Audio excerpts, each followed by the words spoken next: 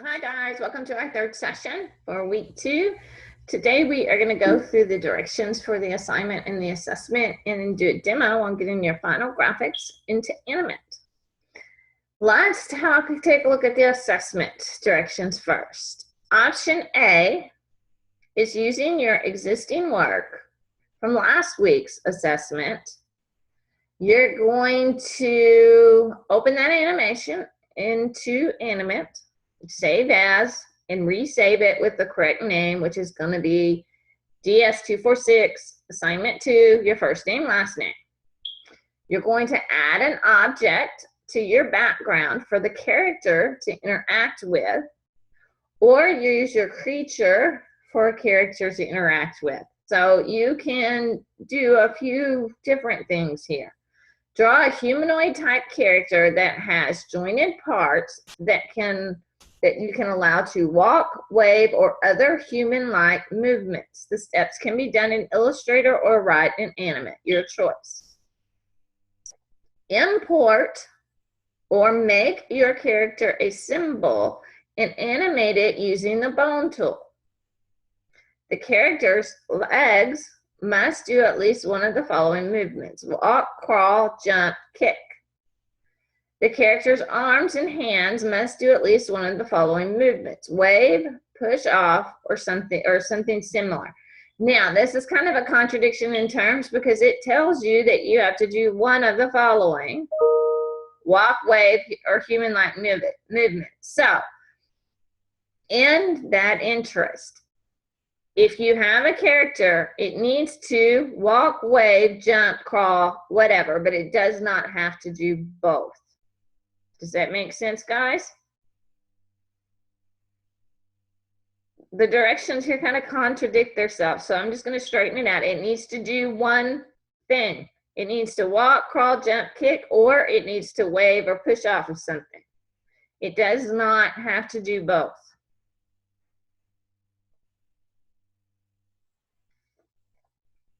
Option B is to create a new animation from scratch and create a new HTML5 canvas document. Make the stage 500 pixels by 350 pixels. Set the frame rate to 24 frames per second. Make the animation 10 to 15 seconds long and only play once. Draw a fun background or environment for the character to interact with. And then, again, draw the humanoid type character that has jointed parts that can allow it to walk, wave, or other human-like movements. Import to make your character a symbol and animate, and use the bone tool on it to make it walk, crawl, jump, or wave, or push off something. So your choice. You can start from scratch and make something completely new, or you can use the assessment from last week and just add something to it.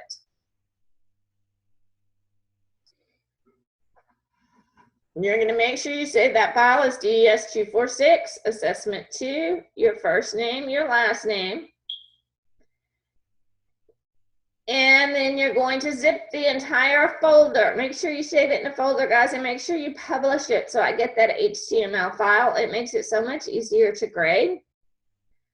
You're going to zip all those files together and submit it for grading. Okay, so let's go in, and before we start working with the bone tool, let's take a look at our actual assessment, and let's talk about it for a second. Okay, your storyboard, you've made all your final graphics. So you're going to basically, you've decided what you're going to build in Animate and what you need to make in Illustrator if you had anything. I remade my coffee cup in Illustrator. So I'm simply going to select it. You can do this one of two ways. You can select it and copy it, or you can open up your Creative Cloud library and you can add that symbol into the Creative Cloud library. I'm just going to drop it in there. You're going to add it right there, and then you're going to go into Animate. Go to File, go to New. You're going to go to HTML5 Canvas. Make sure the proportions are set to your artboard. I just have a regular rectangle. So I'm going to leave it at 550 by 400. Your frame rate's 24 frames per second. You can change the background color if you need to, or leave it white and then draw a square over the top of it. Totally up to you. I'm going to hit OK. There's my artboard. So if I go over here and open up my Creative Cloud Library icon, there's a butterfly. If I go to my folder that I saved it in, there's my coffee cup. If you do not see this Creative Cloud Library symbol, you can go up to the top and click on Windows, next to Help, and then go down to CC Libraries, and it'll open it up. So that is not my first symbol though. The first thing I need to do is create some circles, and I need to make that background orange. I'm gonna go ahead and go to my stage color here because it's orange throughout the whole thing. And I'm gonna turn it orange. So the first things I have happening are circles. Right, is that the first thing I have? No, I have lines happening at the first. So 1, 2, 3, 4, 5, 6, 7, 8, 9. I need 10 lines. So I'm just going to grab my line tool and I'm going to make those lines. They need to be white. I'm going to make sure my object drawing mode is on. And I'm going to make those. That's a little thicker than I want it to be. So I'm going to turn that stroke down. Right there. And I'm just going to copy that and paste it. So 1, 2, 3, 4, 5, 6, 7, 8. How long ago did this lecture start? See. I'm going to select them and straighten them out.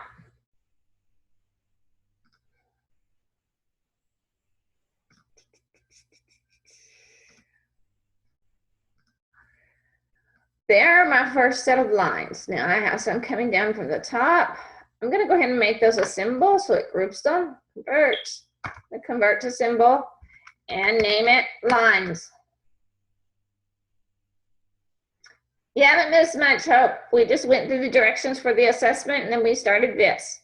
So there is my first set of symbols.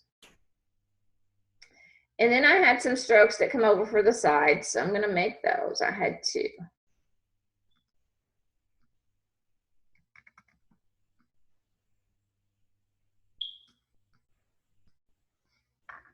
Modify symbol.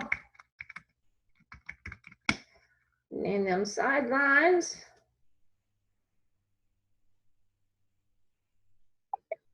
And I'm going to copy that and paste it. I'm going to use this symbol twice because I have some lines that come over from the left too. That was my first scene. So if we switch back over here to Illustrator, that was my very first scene. So next I have this coffee to go. I'm going to go ahead and type that out so that it's on the artboard. My type tool.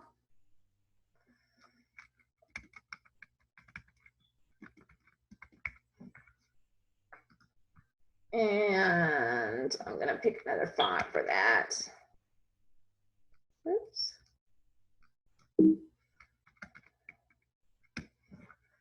And it needs to be bigger.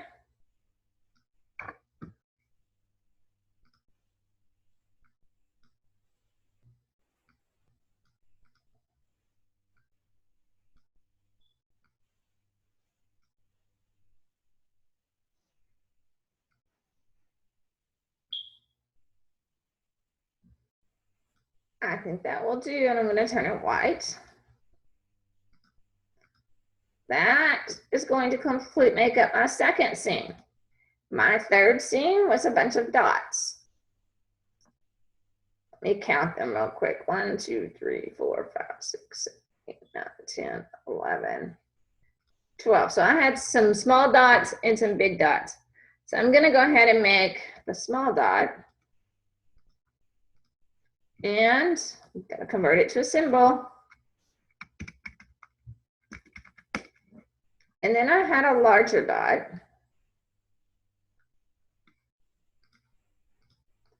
pull it over here. Modify, convert to symbol.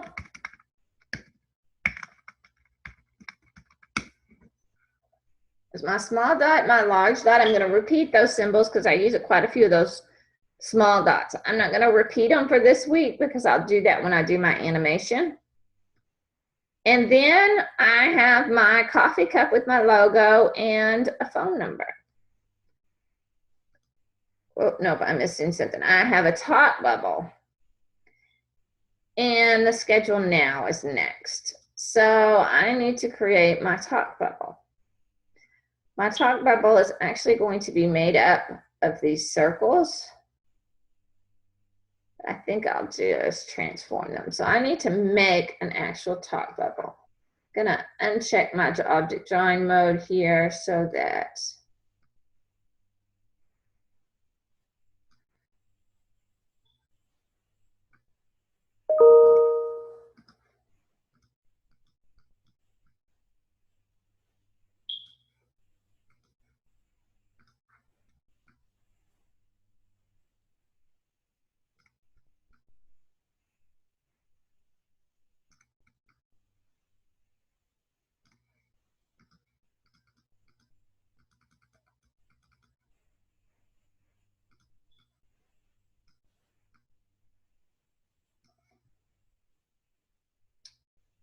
and I need the little pointer deal.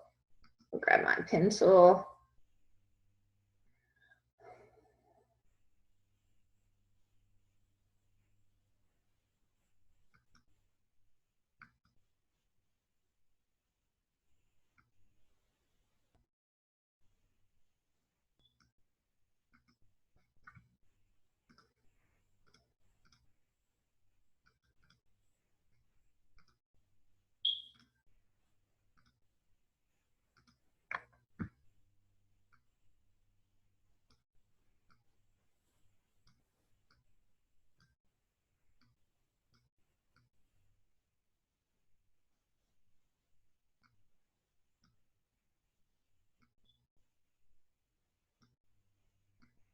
Kind of manipulate that and get it to where I want it.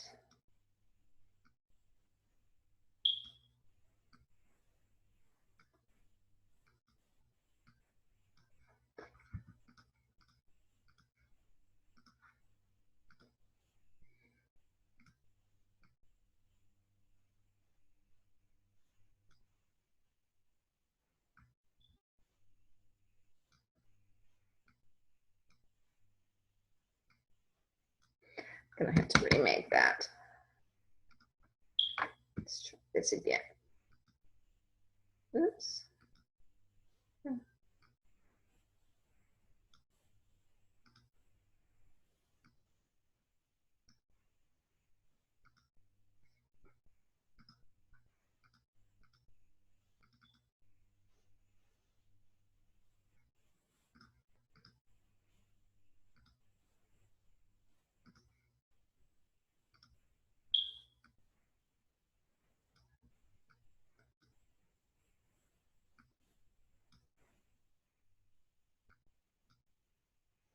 That's better. Now I'm going to make it a solid object and zoom in here so I can see that better.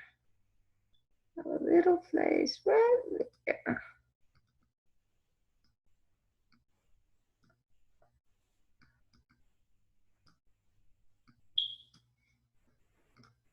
There we go.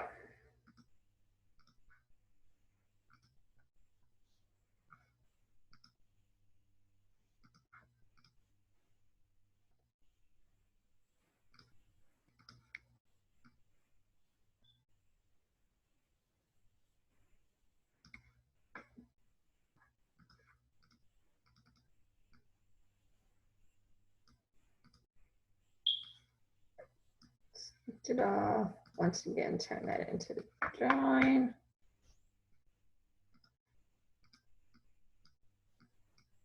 That works. So there's going to be my talk bubble. And I want to leave it a shape because I'm going to do a shape tween on that. So it doesn't need to be a symbol.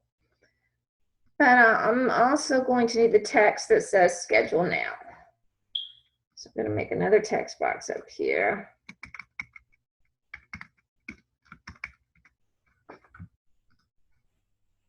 Pick a different font.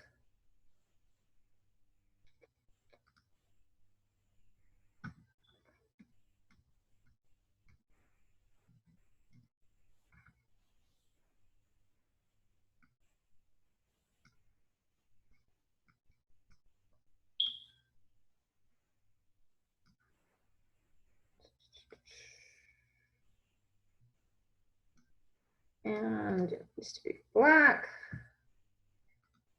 And I want it bold. Not quite small enough.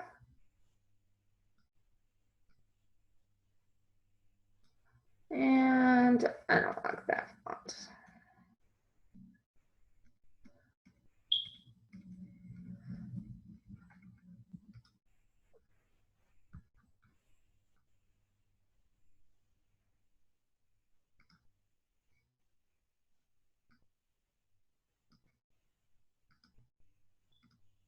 That's better. So now I have my font and I have my cloud. So I'm going to pull it up here next to my artboard. And then I need to click now in the arrow.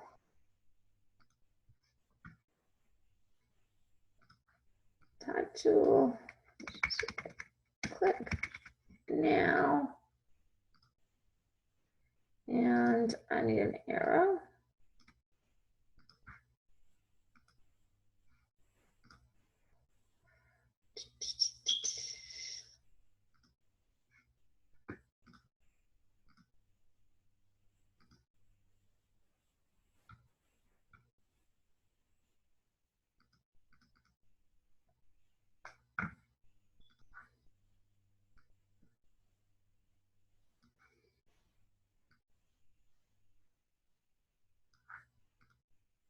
And I want those to be yellow. I'm going to turn my text yellow.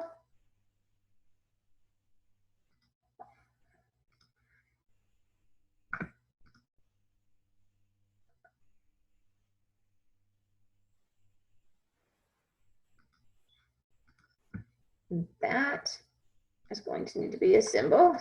Modify, convert to symbol. Click now.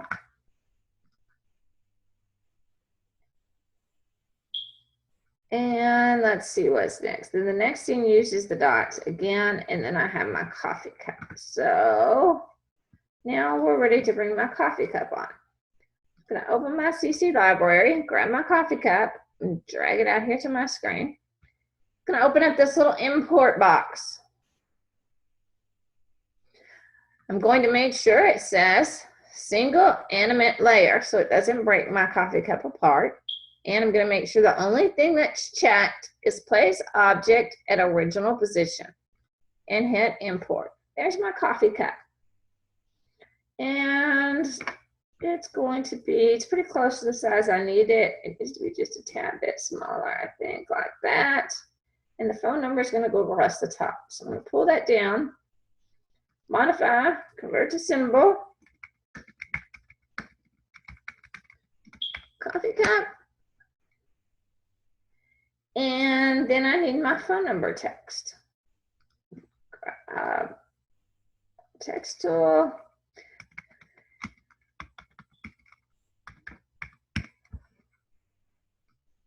And that needs to be white. And I want to make it impact. And so there's the text for that. Now then, that's going to have to be a symbol too, because it's going to float onto the screen. So I'm just going to call it phone number. Coffee to go should be a symbol as well.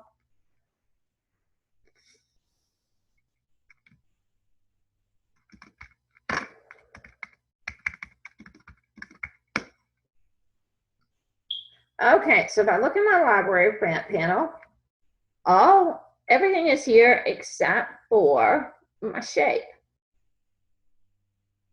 So what I can do with this is I know that my animation is going to be 15 seconds long.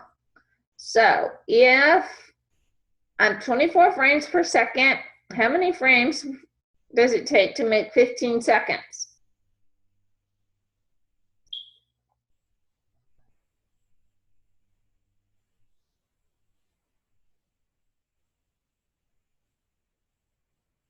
$360. 24.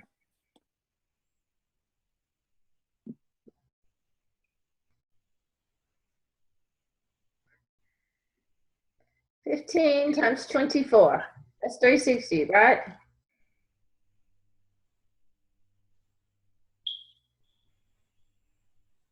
Yes, that's 360 frames. So I'm going to go out to frame 360 and insert frame. Go ahead and have my first layer set up. And I'm going to name it intro. It's going to actually be my scene 1. Will be on this layer. But the way my animation is set up, we have one background through the entire thing, and things just kind of flow from one thing to the other. So I'm going to rename this. I'm going to simply name it scene 1. And this is where scene 1 will start. Now then, scene 1 is not going to actually be 360 frames long because it doesn't last the entire time. I have 6 frames. And if I have 15 seconds per frame, 15 seconds for the entire thing. So I need to go back to my storyboard and decide how long each frame is going to be, each scene is going to be. So I have my intro scene here. And the lines come down and it turns into coffee to go. So I'm thinking if we go 3, 6, 9, 10, 11, 12. Actually, let's go 2, 4, 2, 4. So that's 8, 9, 10, 11, 12, 13, 14. And then it ends here. So we'll say 2 seconds to get my cut on the screen, and then it'll stop.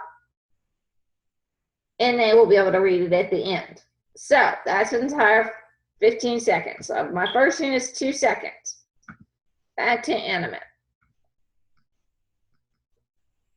So my first scene is 2 seconds. That's 48 frames. So I'm going to go out to frame 48. Right there. And insert keyframe and hit my delete key. Now, everything on this frame is not in scene 1. So I can start removing the stuff that's not there. Coffee to go is not there. It's not there. Cut's not there. And my click now isn't here. I'm not going to delete this just yet because it's not a symbol. So it's not over here in my library. Everything else is in my animate library. And this is a different library from your CC library. To get to that library, if it's not open, you just go up and click on library. Yes, you're going to be putting scenes on new layers. Well, technically, Lori, most of you are going to have to do scenes, but you're going to have to look at your animation. Do you need a scene for every single scene you have? Or is it just something leading to something else, which could be included in scene 1, kind of like my lines in the coffee? They have to interact together. So what I'm going to do is scene 1 and 2 are actually going to be on the same layer. So I could just rename this scene 1 and 2 because coffee is going to come in at the same time these lines do. So I need them to kind of correspond together. And technically, guys, you don't have to. I may even put these on different layers. It may be easier for you guys to understand that. Technically, you don't have to set up your timeline any further than making the correct number of frames for your animation. And then when you start actually doing the motion, you can set your individual layers. It's easier if you kind of set it up as you pull graphics on here before you start animating. because it gets a little more complicated when you're trying to do layers and animation all at the same time. I usually set my timeline up and then go back and add motion. That makes sense. So I'm going to do my next scene, which is going to be scene 2.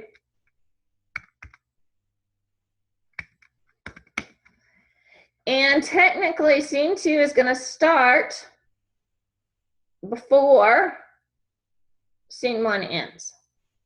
So I'm going to start about right there. I'm going to insert a keyframe.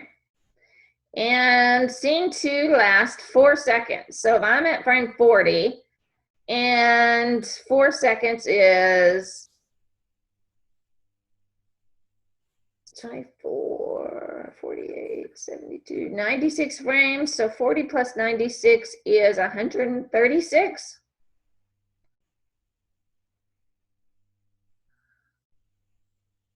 So I'm going to go out to frame 196 and insert frame. Oops, not insert frame. Insert keyframe. And then go back to where I started, which was in frame 40. And I'm going to pull out my coffee to go text. So it's going to end up right in the middle of my screen.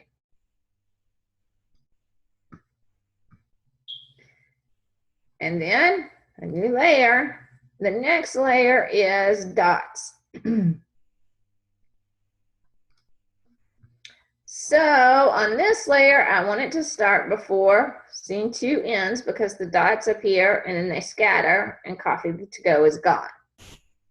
So I'm going to start it again just before the end of coffee to go. I'm going to insert a keyframe. And that is frame 186. So now I need to be 2 seconds.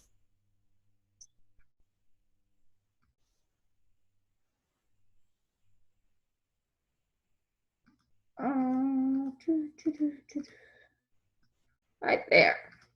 And insert a keyframe. And here, I'm just going to simply go over to my libraries panel, and there's my large dot. It's going to come out.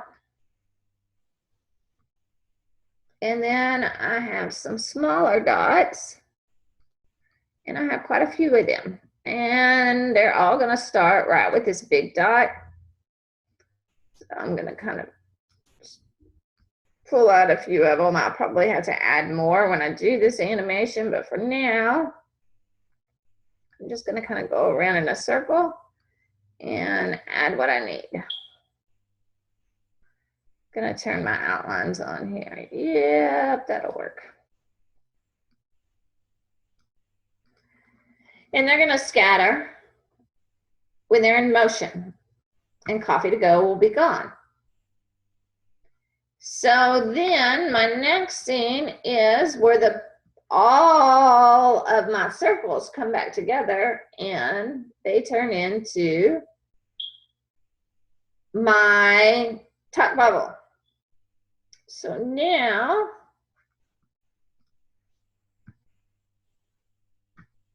this was scene 3.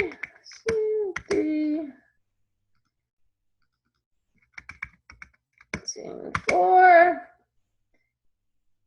There's my circles. It's going to start right after those circles because I'm going to do a shape tween here. So I'm going to go insert keyframe, and it lasts 4 seconds.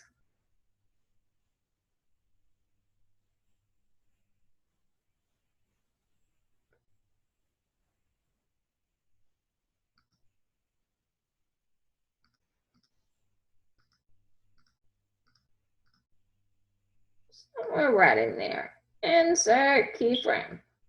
I'm going to back up to where I started. And this is where my talk bubble is going to go. So I'm going to have to go all the way back here and copy this. So I'm going to cut it. It doesn't even belong there. And then go back up here and paste it like that. And click now is also in this scene. So I'm going to bring it out and pull it over here. little smaller and tilt it the direction it's going to need to go. Like that. And then after this scene, I have dots again. So new layer, scene 5.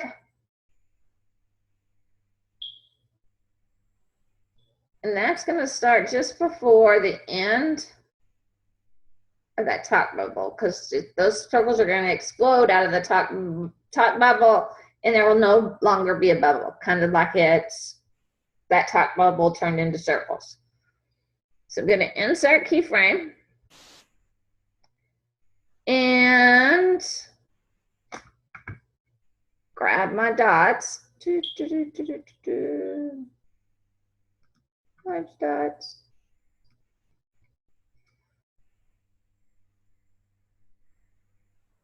And small. Oops. Small dots.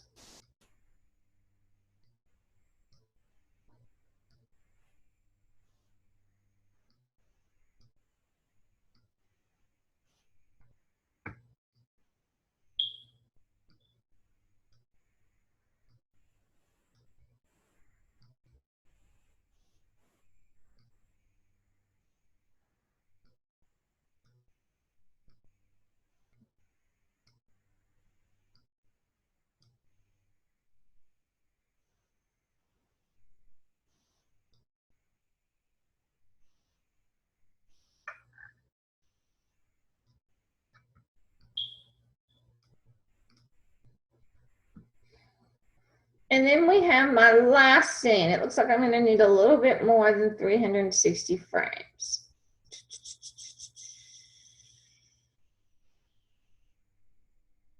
So I have my coffee cup, which is the last 2 seconds.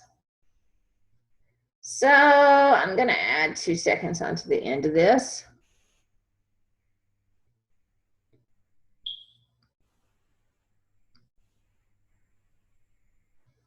Right here, scene 6. Insert frame.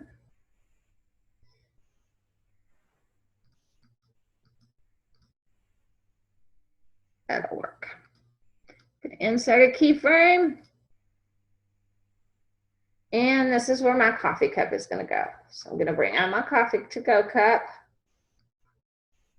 here. And the phone number is also in this scene. So if I were to go back and hit play,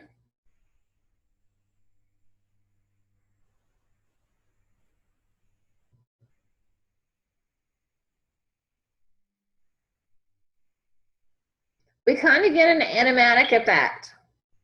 It's a little long for what I would do for an animatic, but you get the idea. This is basically completely set up. So next week, all I have to do is come in here and put motion twins on everything to make it move so it comes alive. But my timeline's already set up for me.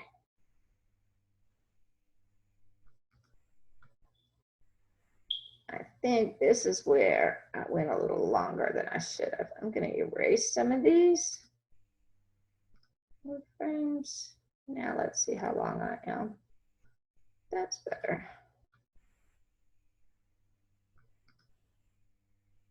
Oops, I didn't do that right. I want to remove these frames.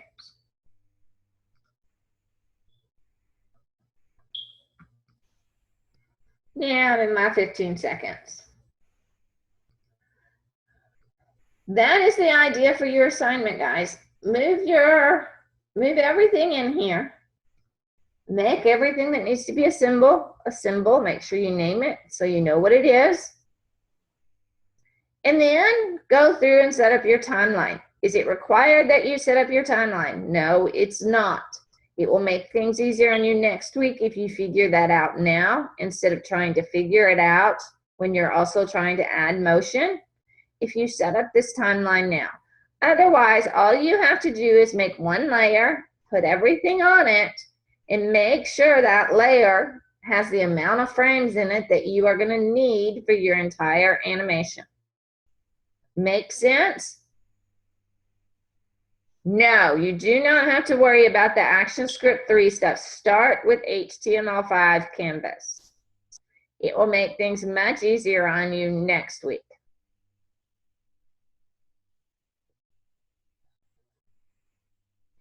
And then you're just going to save it.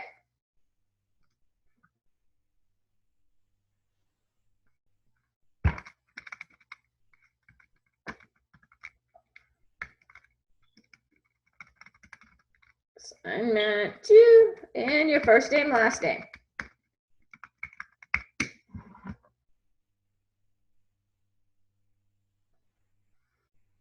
And that is the assignment.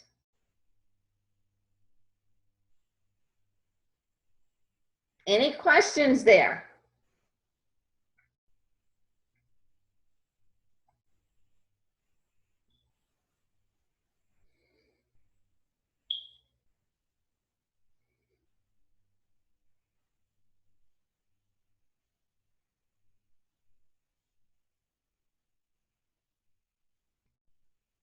The assignment's really not that difficult. It's pretty easy this week. Just make sure you take some time, look over your storyboard, decide how many seconds each scene is going to be. So you know the total number of seconds, so you know the total number of frames you need. And then decide, do you have anything that doesn't need to be a movie clip? Maybe you just have a background layer. There's not any action in it, but you've got some stuff drawn back there, a window or anything like that. That doesn't need to be a movie clip. It's never going to move. It stays just like that. Put that on a layer and name it background, and then make a new layer to put everything else on. And then once you have everything in here and you have all of your movie clips made, all of your symbols made, if you have a button, make it a button, that sort of thing. Once you have all of that done, delete everything from the stage except for what needs to be there in that opening scene so that it's all over in your library. And then if you want to make sure you're on target for next week, go ahead and figure out your timeline. Count those seconds. That first scene is 2 seconds. Count out 48 frames and insert a keyframe. And then everything that is in scene 1 should be on the artboard. That's what you should see. Anything that's not supposed to be there, delete it. It'll still be in your library as long as it's some sort of symbol, whether it's a button, a graphic, or a movie clip. It will still be in your library, so you can just pull it out when you need it for the next scene. This will make it so much easier next week if you go ahead and set up your timeline. Because then all you have to do is go through and worry about actually putting the motions on there and not setting up your timeline on top of adding motion twins.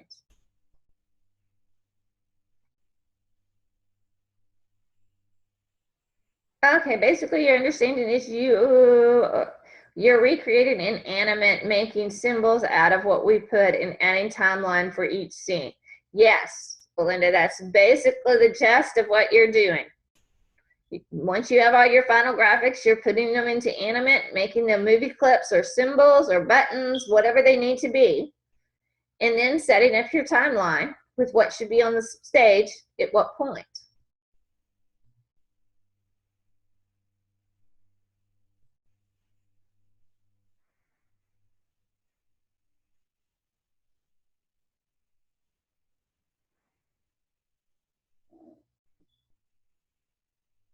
Any other questions?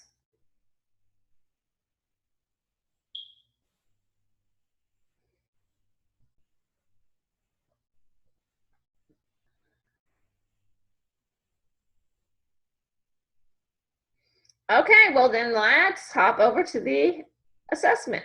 Close that. Now this, of course, is the whole flying butterfly. It flies on a path, and I need to add some type of humanoid type character. I am going to zoom in here just a little bit, and I'm going to draw somebody sitting on the ground. They're going to use their arm and move it so the butterfly can land on it. So I need to draw a person. I'll start, I don't want to start this. I think I'll draw legs first. Properties, options, star, 3.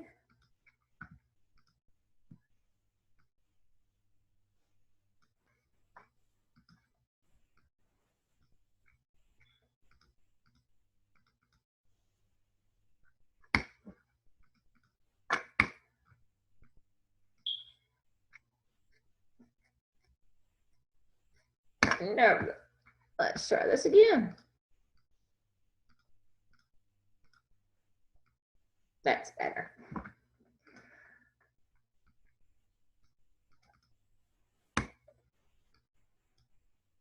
Too big, I don't want to make it a drawing object.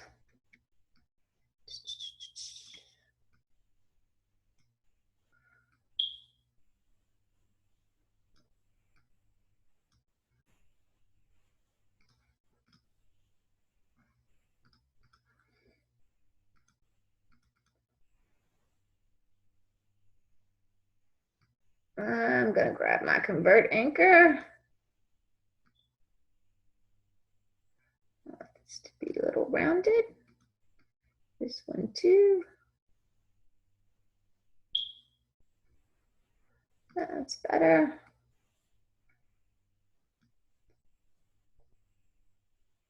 And then I either need my brush tool or I need a stroke tool.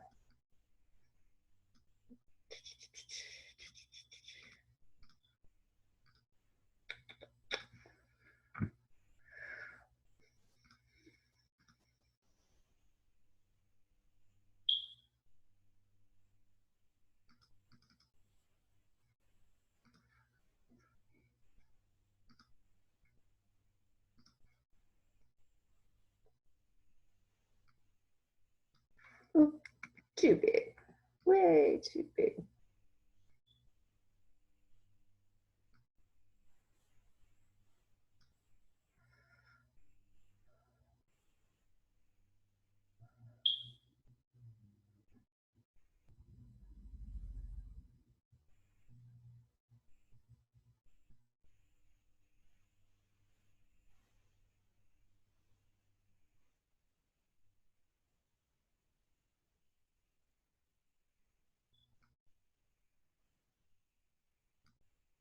Oh, no.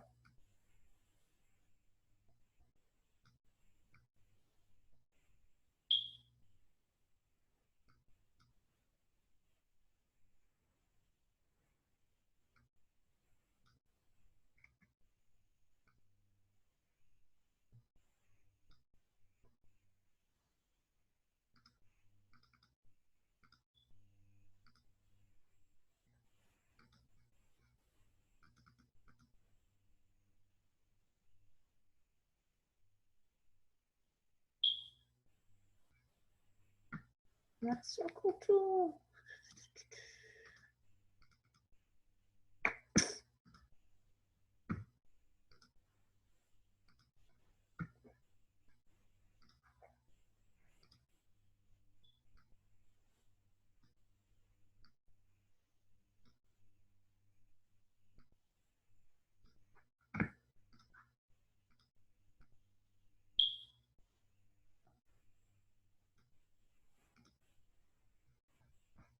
I'm gonna lock that back on layer.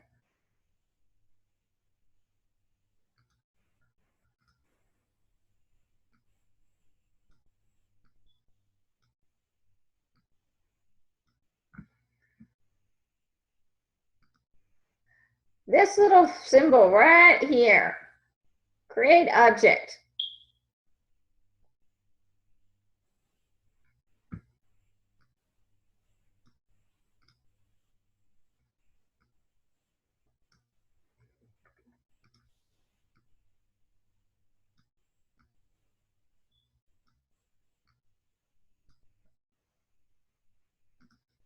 And I'm going to copy this, paste it, and bring it over here. Twist this around.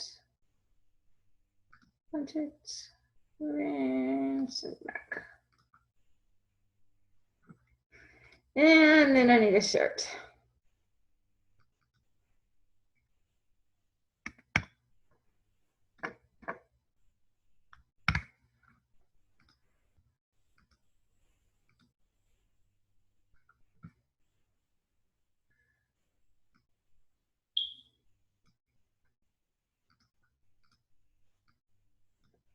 Nope, too much.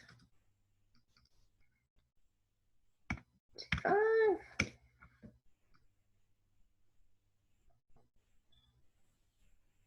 Still too much.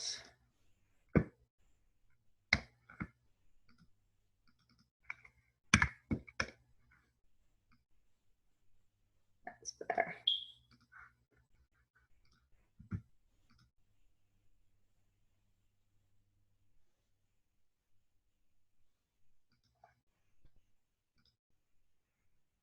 No stroke.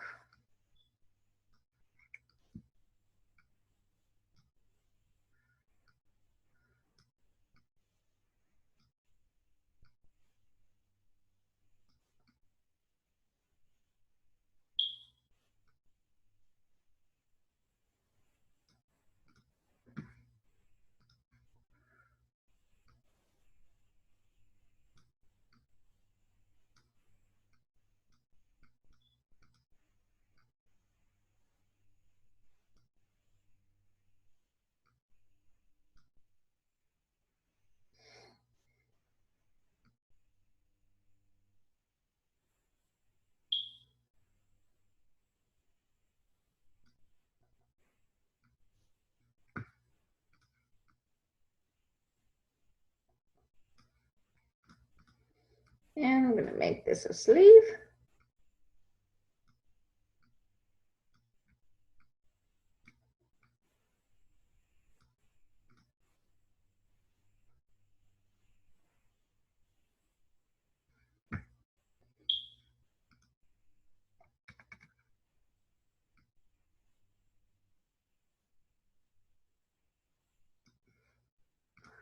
And I want this just a tad bit dark.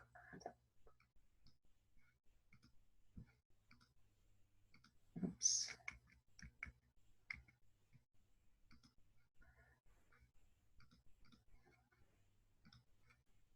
There we go.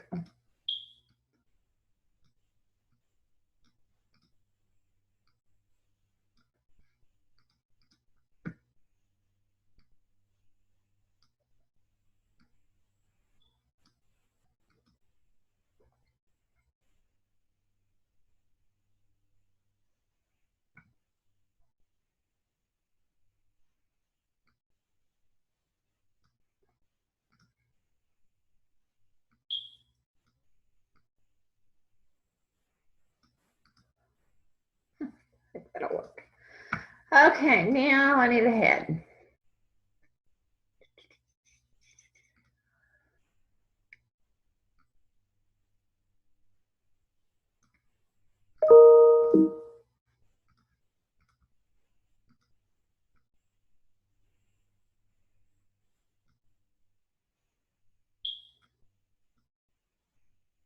And a neck.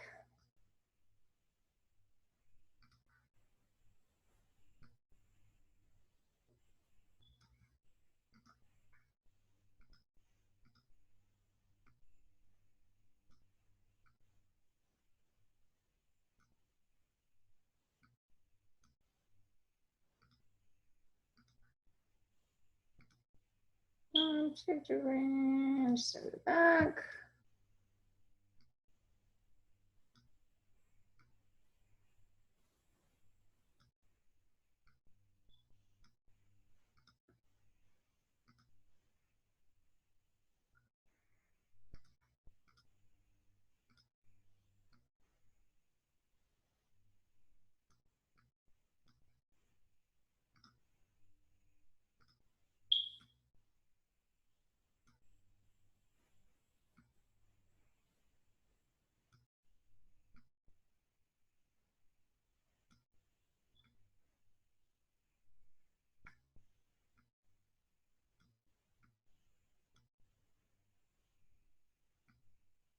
Oops.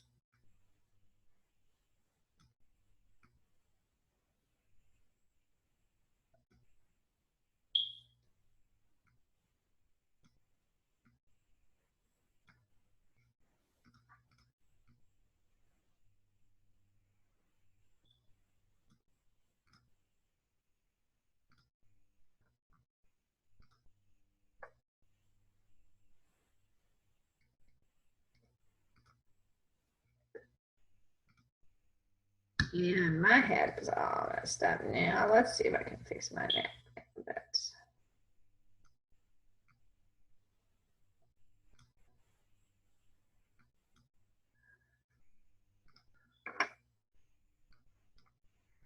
no, let's try this again. Let's take this off.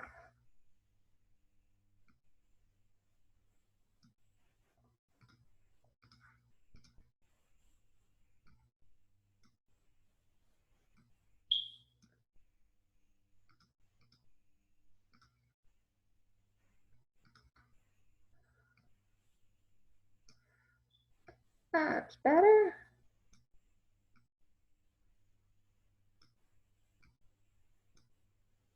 Oh, shit.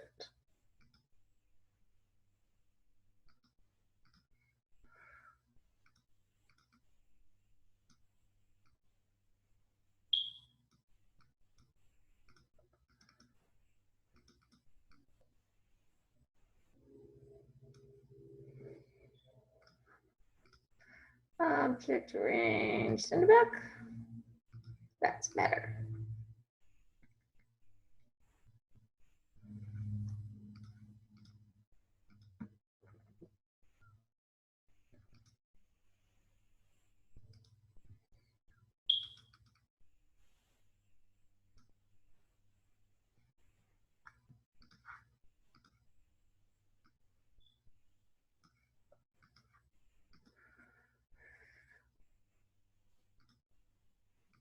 Much better. Okay, now ahead.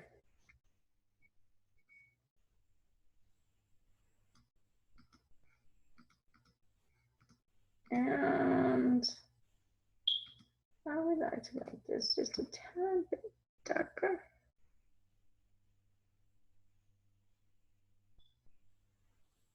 Mm.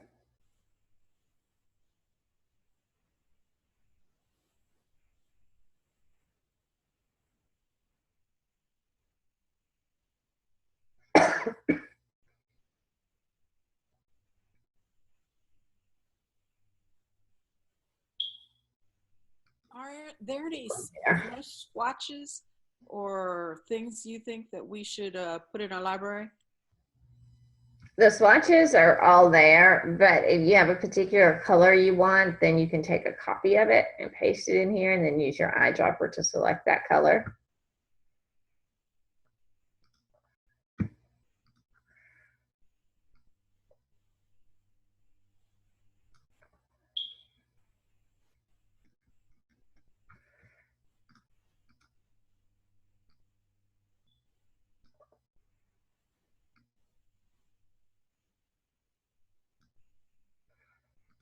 Okay, so now I need some sort of arms.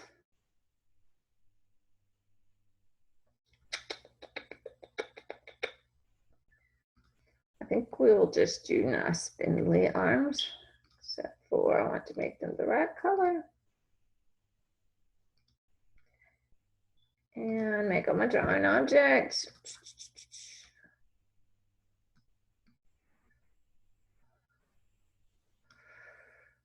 A little too long. We can only tween an object, right? Is that why we have to make everything an object? Well, when you can tween a shape too,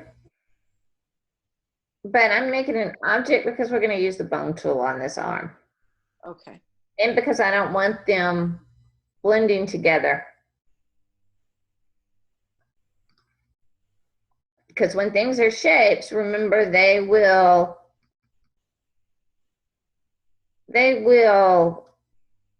fuse together.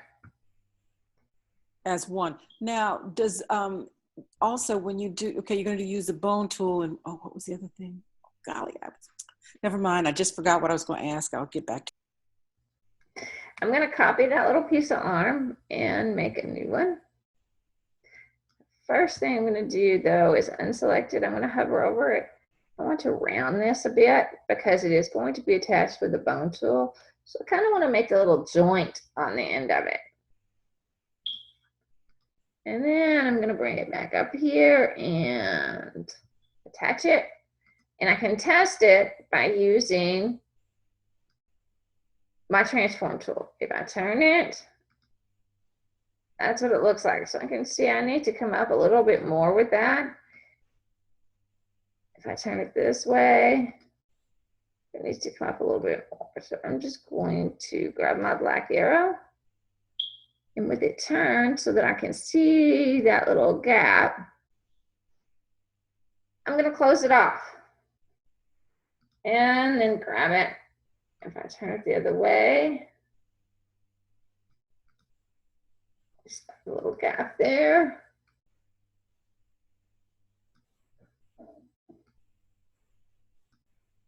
Close it off. There we go. So now I can turn that arm and it not be so gappy. Just moved a little bit too much there. And that's the direction it's going to be going. It's going to go from straight like this. I'm going to have it come in and the butterfly is going to land. So now I need some sort of hand.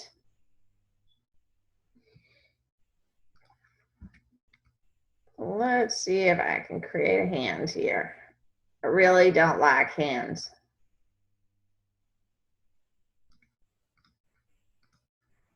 Oops. Shape, I'm going to turn on my drawing tools permanently for this.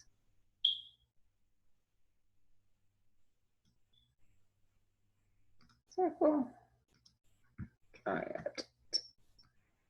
And 1, 2, 3.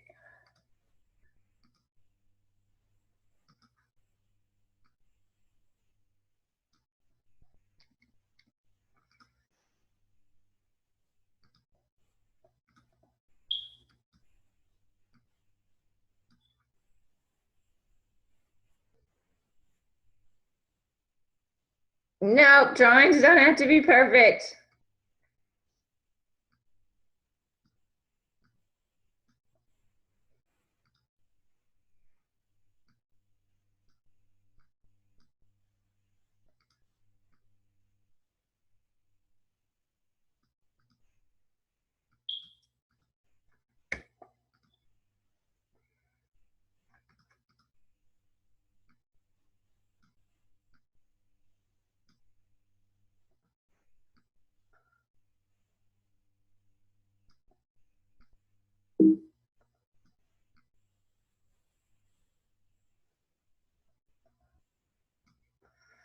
There we go.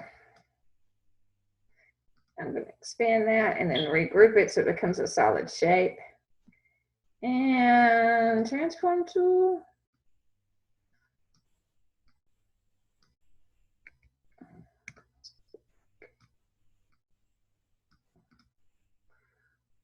That looks pretty good. I'm just going to copy this, paste it, and go to modify, transform, and I want to flip it horizontally like that. Rotate it. I'm going to put it over here for this arm.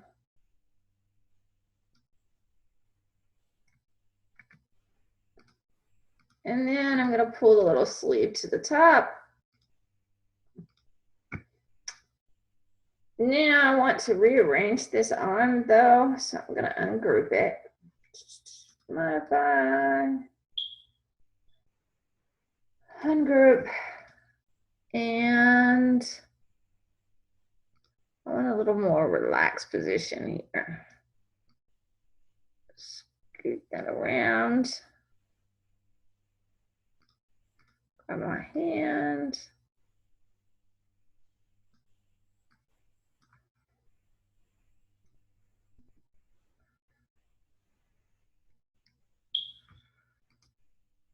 That looks a little better.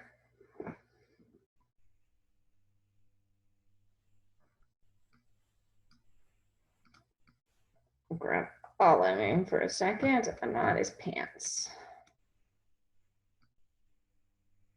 I want to tilt him all just a little bit like that. That looks better.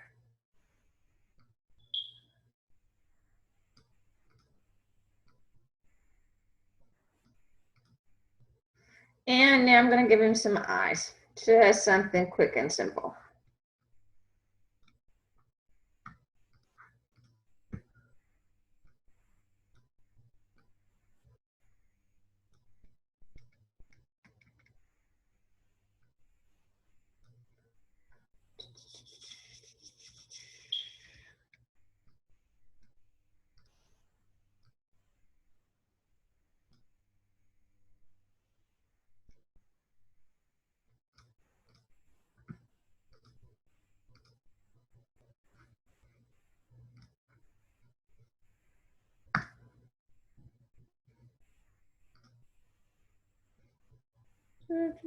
Where? Ain't that all? Gray. Click. Object range. Send it back.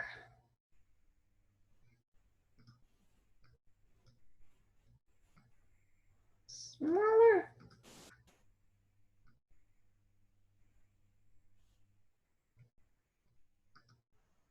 Object range. Front.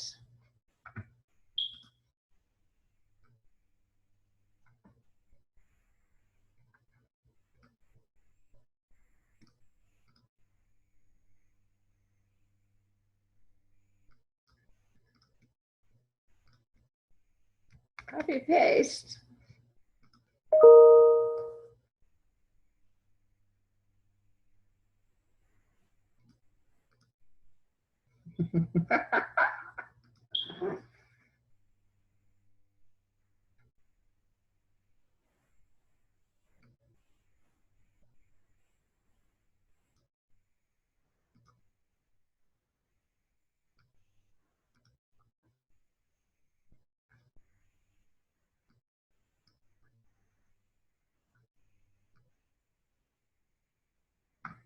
And now I need just a little bit of a mouth.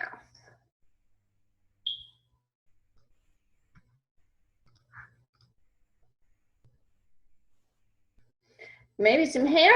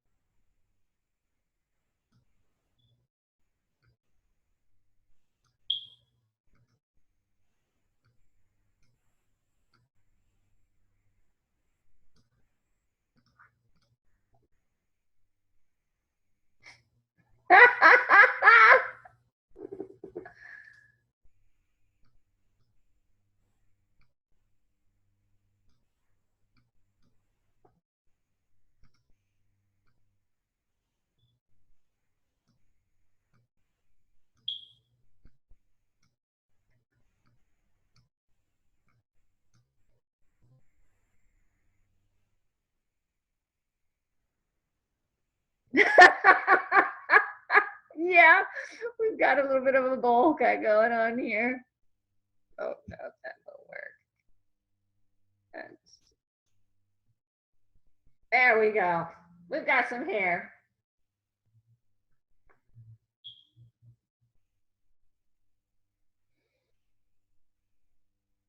Now, that's not very human looking, but it's humanoid.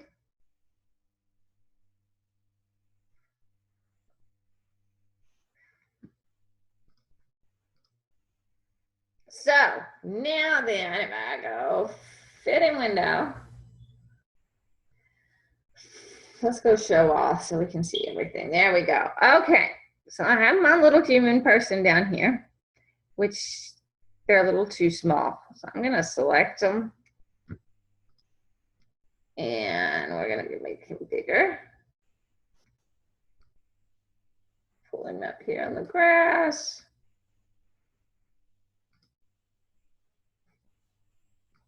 Better, I think, since he's looking the opposite direction, maybe we'll pull him over here. I guess I could rearrange his eyes. Nah, we'll just leave him like that. So now my butterfly's on a path.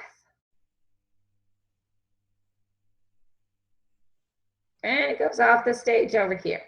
I need to redo that path because I want that butterfly to land on his arm. First, I need to animate that arm. So what I'm going to do is I'm going to select these pieces.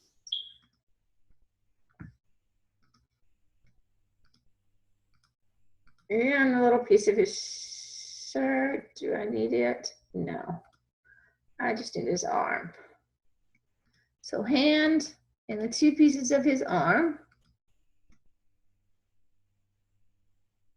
And I'm going to cut them and remove them from that layer. Oh, looks like I got one too many pieces here.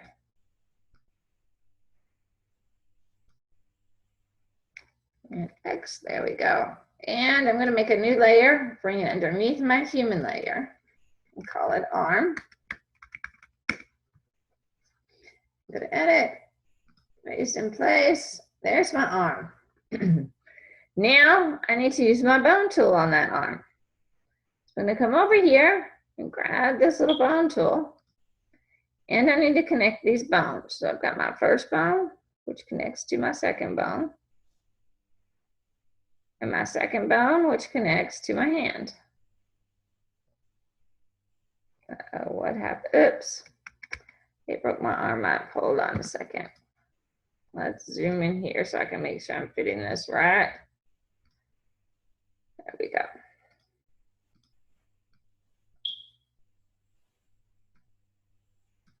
Arm.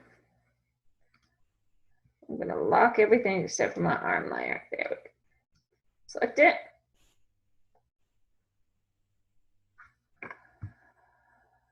Turn off. There we go. Now I can see it all. Bone tool. First bone to second bone. Second bone to third bone. It still put me in two pieces. Come on. One. Everything is a shape, right? Oh, how long is this bone? Uh-oh. I think it might be because this bone is sticking up so far. Now let's try it.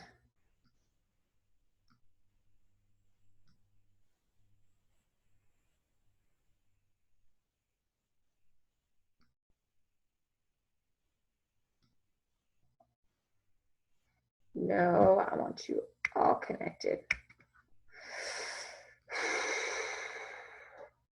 Let's start with my hand and go up. See if they let me do it that way.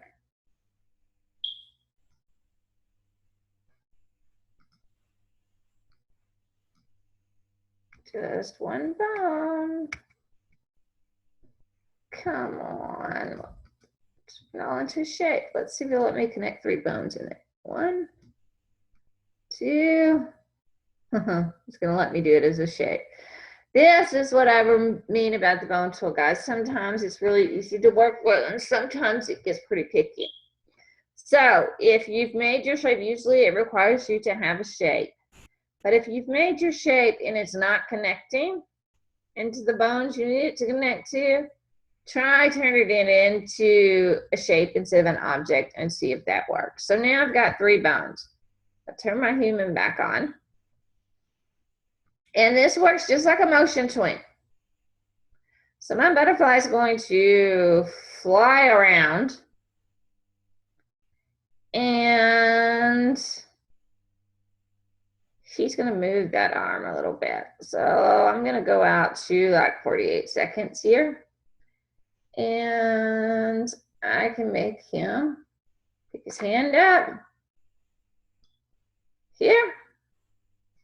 Maybe he's going to wave at us. So we'll tilt that back a little bit. But you see how it distorts?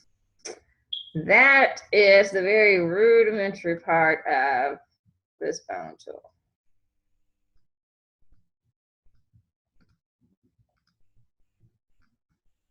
Come on.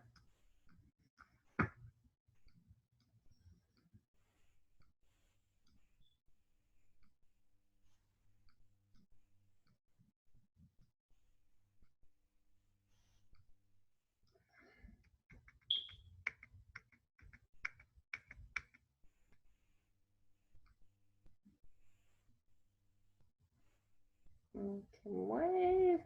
There we go. So I'm going to go out a few frames and have to tilt that arm down.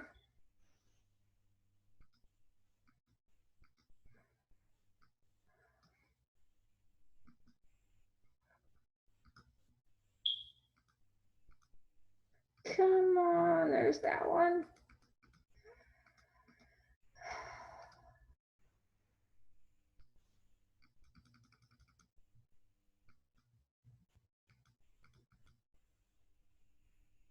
Unbone. Give me this bone. Come on. There we go. Thank you. And I'm going to have him bring his hand back out. Go out a few more frames. And he'll wave at us again. And then, how many frames do we have left? Not too many. So here, I'm going to have him bring his arm down and wrap it around. And we're going to have that butterfly land on him here somewhere. Except for that's going to put his hand behind his body, and that's not what I want. So maybe he'll pull his hand down.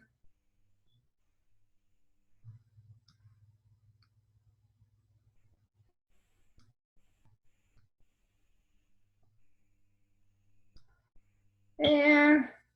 And then he's going to come back out. We'll have the butterfly land on his thumb.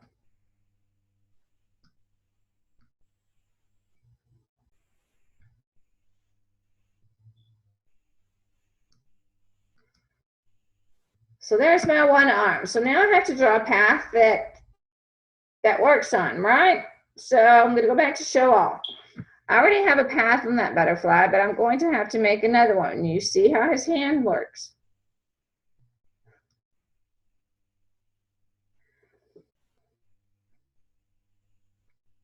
So I'm going to go to my butterfly layer, unlock it. I'm going to lock my arm layer.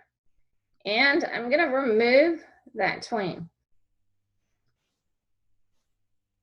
I'm going to have to make a new path. No, oops. Remove motion tween. So I'm going to grab my pencil tool here. I have to make a new motion. So we're going to come up. Let's see if I want it like this. I need a new layer. He will come up. He's going to fly around here, off the stage, on the stage.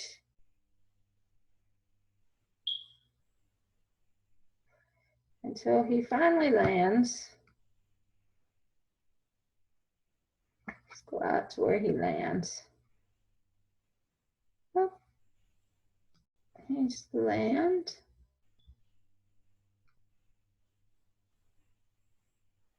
Right in here. So I'm going to double click this, turn into a path, and cut it. I didn't get all of it. Back to scene one. No, cancel.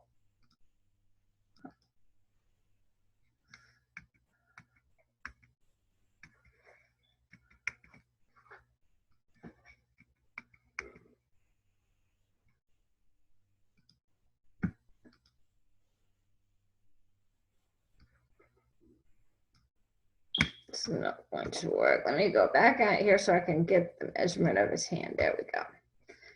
Now my pencil, let's draw this path again.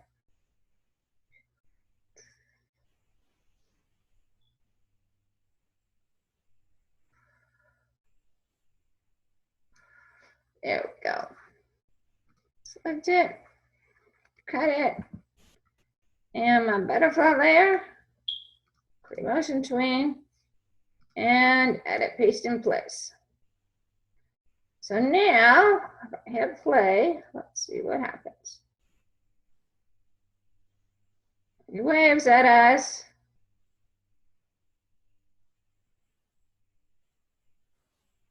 And our butterfly lands. Now, I need to adjust this just a little bit. So I'm going to raise that butterfly up so he'll land right on his hand.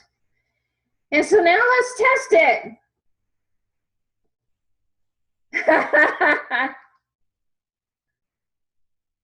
I'm going to hit test. And then share my Chrome with you.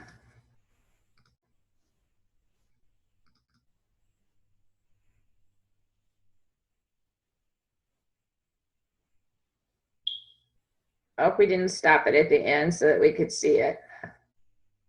Need to take out the loop. Let's go back to animate real quick. And I'm going to add a few frames in here so that we can see that butterfly stopped for a few seconds. And go to File, go to my Publish Settings.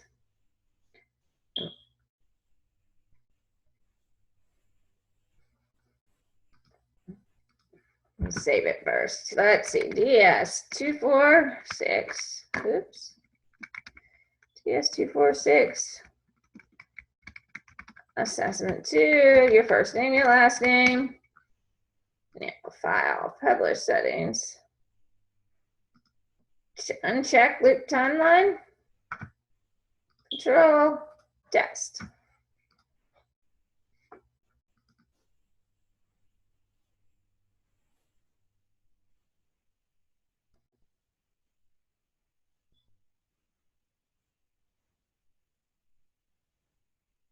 And there it is. Our butterfly lands on our little person.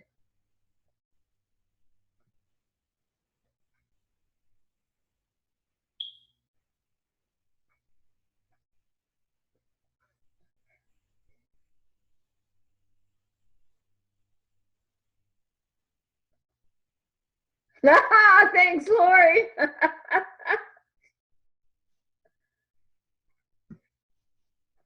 Any questions, guys?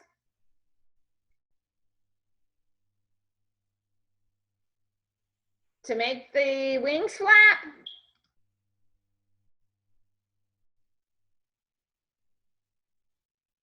That is the only nested tween on this butterfly is the wings flapping. Once you've made the butterfly a symbol on your timeline, let's go up and let's go to File. Let's go to New. That way I can show you from the beginning. I'm gonna pull out that butterfly again. And there's my butterfly. First thing you're gonna do is turn it to a symbol. Modify, convert to symbol. And it's a butterfly. And then you're gonna double click it to get inside of it. And you'll notice at the top of your bar, here's scene 1, and it shows you you're inside that butterfly. You're gonna deselect everything and select just one wing. Right click and do create motion tween. There's my wing. And now I need to make it flap. So I'm gonna grab my transform tool. This little white dot tells the transform tool where to transform from. I want to make sure that little white dot is over where the butterfly's body is going to be. And then I'm going to turn on my onion skinning, which is right here. And pull that little blue dot all the way back to 1, and I'm going to click in about frame 12. I'm going to take that wing and scale it so it looks like it's flapping upwards. And then go out to frame 24 and take that wing and scale it back out to its original position so that, see how it looks like it's flapping?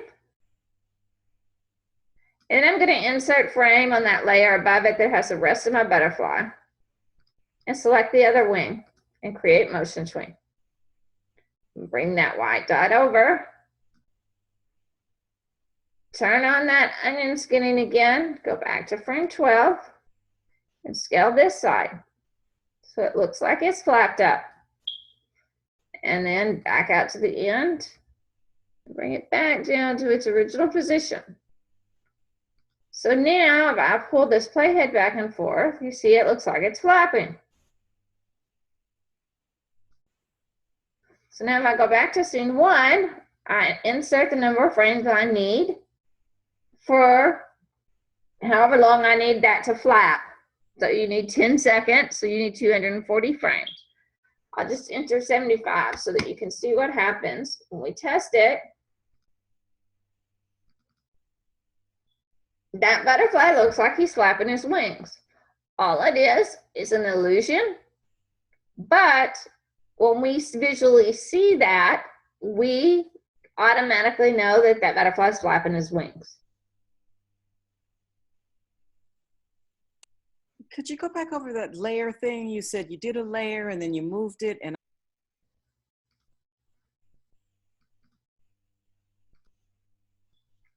inside the butterfly? well, remember you said after you got both wings to move, you did something with frames to put in. I was a little confused about that. When you choose a wing, you right click on it and create motion tween. It's going to automatically make 24 frames for you. Every motion frame has to be at least a second long. Okay. So it will automatically put in 24 frames. I went out to frame 12, that's halfway, and scaled that wing so that it looks like it was flapped up. I turned on the onion skinning so that I could see I started from this position. Yes. So that's where it technically was in frame 12 before I scaled it the first time. And then I simply scaled it so it looked like that wing was facing up. And then I went out to frame 24 and clicked in it and scaled that wing back to its original position according to the onion skinning.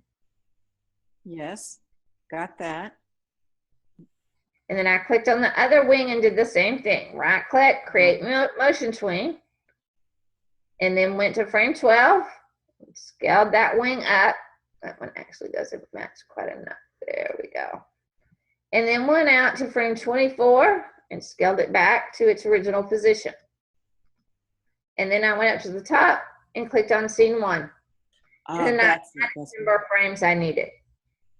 So how did you put it into the frames you needed? You just insert frame, just right click, insert frame. Okay.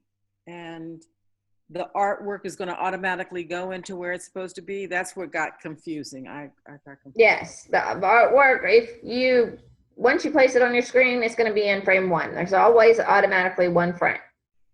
So it's going to be in frame 1. So when I went out to frame 75 and I right clicked and did insert frame, it just extended frame 1 all the way down to there. So the artwork stays where it's supposed to.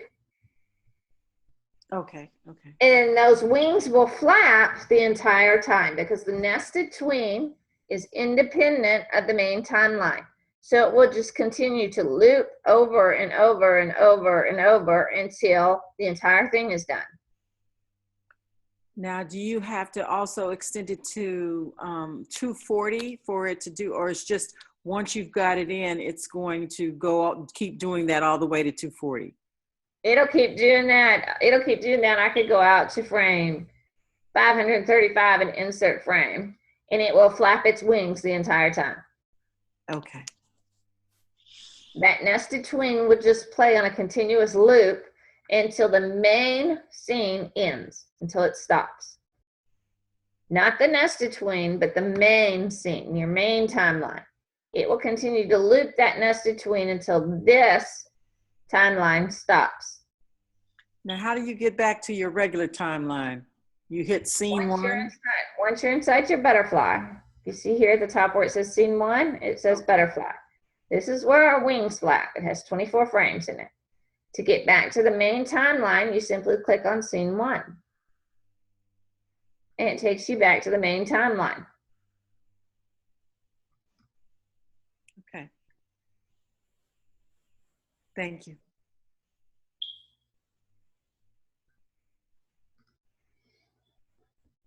Any more questions, guys?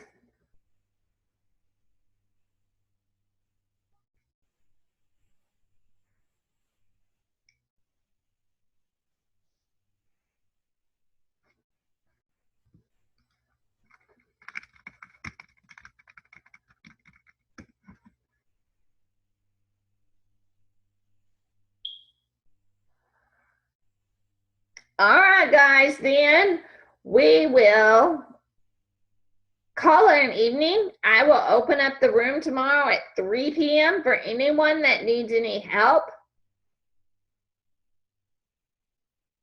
So instead of having to wait till I get into the SSC tomorrow night, you guys can come in at 3 if you actually need help, and I will help you then.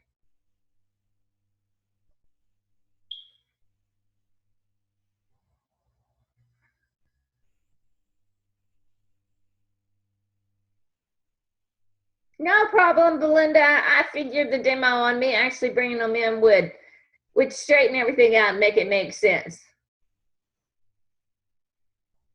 Have a good evening, guys.